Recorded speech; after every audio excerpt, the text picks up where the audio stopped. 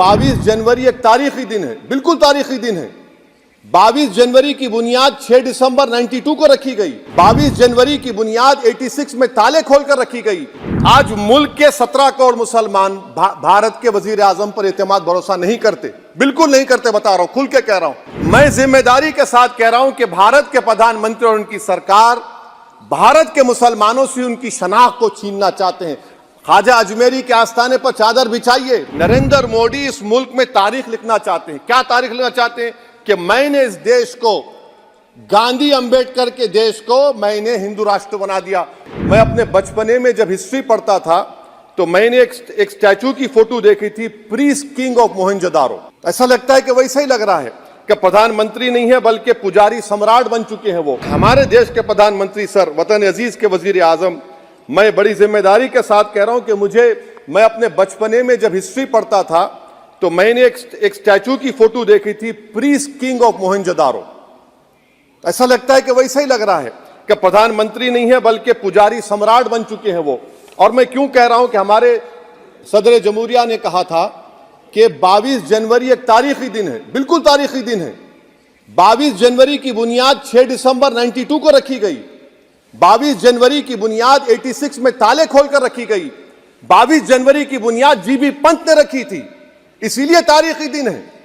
और तारीखी दिन इसलिए भी है कि सर इसी ऐवान में 16 दिसंबर 1992 को हमने एक रेजोल्यूशन पास किया था। आप बताइए कि आज इस मुल्क में चाहे कोई सेकुलर पार्टी का हो या जो भी हो, वाले सब सेकुलर है, बुरा मैं हूं, किसी में हिम्मत नहीं है कि 6 दिसंबर की बात की जाए। और वो तारीखी दिन इसलिए भी है सर, इंसाफ करने वालों में एक एनसीएलटी के चेयरमैन, एक गवर्नर और एक नामजद शुदा रुकने पार्लियामेंट बैठे हुए थे। अब आप बताइए मेरे पास बचा क्या है?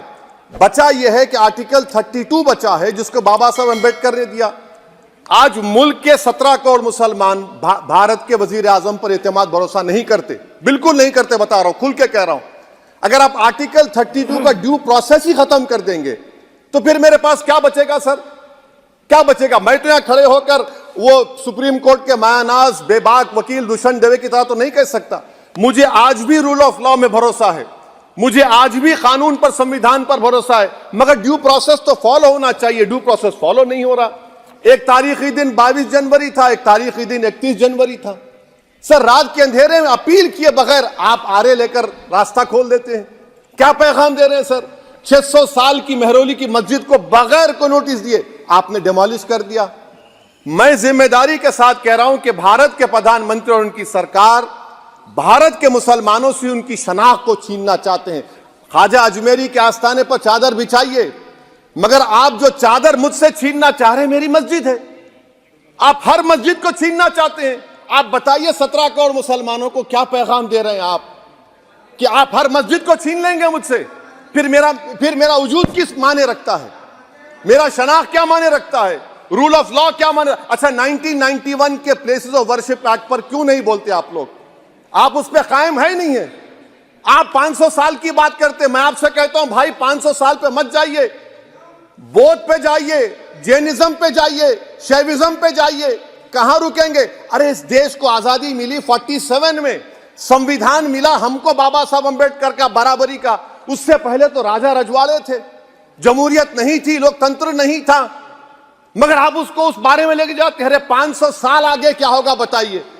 आप किसी एक सिविलाइजेशन, सर अंग्रेजी में किसी ने कहा था, civilisation can not be rewritten by hatred, history can not be corrected by demolition. आप ये नहीं कर सकते। और मैं उम्मीद करता हूं कि जब मौर्रिख तारीख लिखेगा, नरेंद्र मोदी इस मुल्क में तारीख लिखना चाहते हैं। क्या तारीख लिखना चाहते हैं?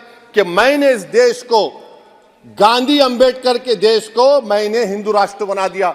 मैं उम्मीद करता हूं कि हमारे भारत के, हमारे हिंदू भाई देश के प्रधानमंत्री की सोच को नाकाम करेंगे। उन पर है, अब देखते हैं क्या होता है।